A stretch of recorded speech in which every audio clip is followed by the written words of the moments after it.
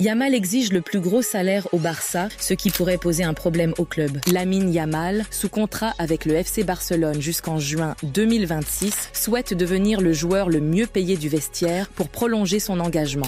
Le club est prêt à accéder à cette demande, mais doit d'abord convaincre certains cadres de réduire leur salaire pour gérer ses finances.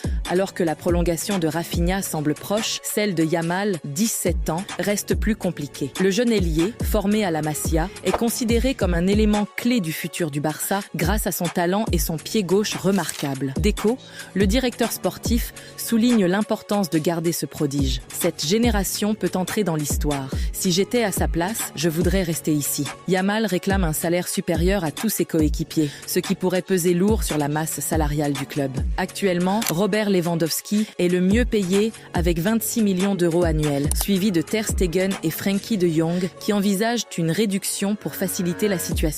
Yamal exige le plus gros salaire au Barça, ce qui pourrait poser un problème au club. Lamine Yamal, sous contrat avec le FC Barcelone jusqu'en juin 2026, souhaite devenir le joueur le mieux payé du vestiaire pour prolonger son engagement.